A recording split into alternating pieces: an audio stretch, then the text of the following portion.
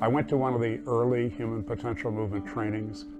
It was the idea that you could learn through experience more deeply and in a more satisfying and more memorable way by having these high-impact structured experiences in a training room. Had, and it sounds like a cliche all these years later, but had a life-changing experience where my life got better and my business got better. And that led to a career in the Human Potential Movement.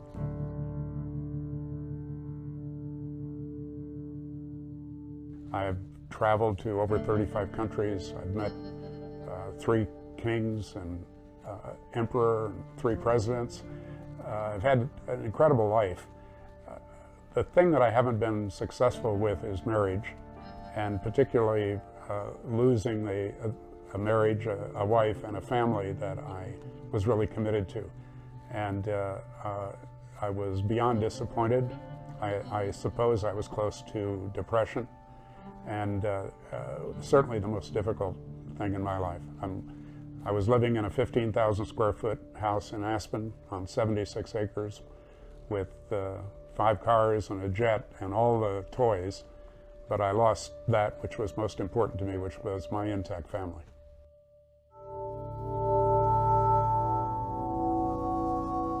I saw a video recently of an interview done with me in the middle of that process, and it was embarrassing to watch it.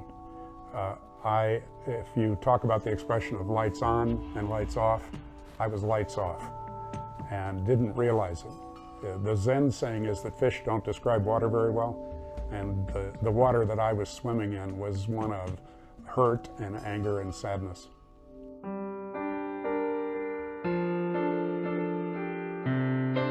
And then one day he stopped me and asked if it would be okay to ask a question. I was thrilled that finally he was saying something.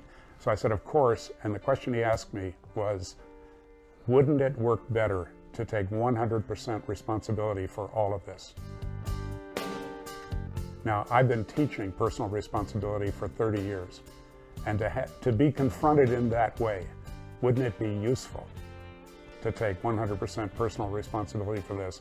That was a breakthrough moment for me, realizing that I could own it all and stop blaming my former wife, stop blaming the lawyer boyfriend, stop blaming the legal system, and just own it all.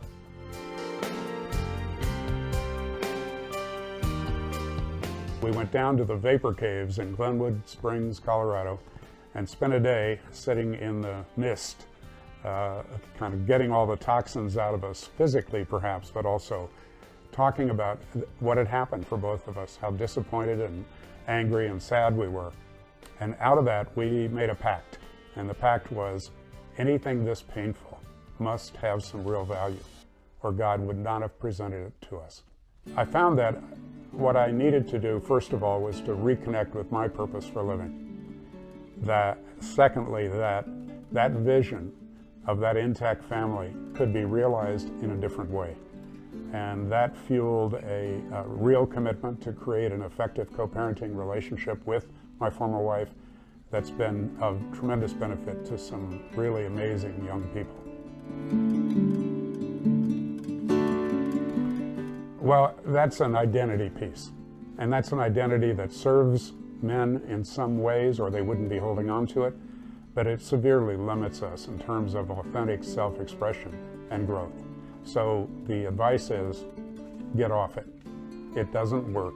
It's time to allow other people into your life, to read that book somebody suggested to you, to see that counselor, to call that phone number, to do whatever it takes to get challenged, to get through it and get on to a brighter future.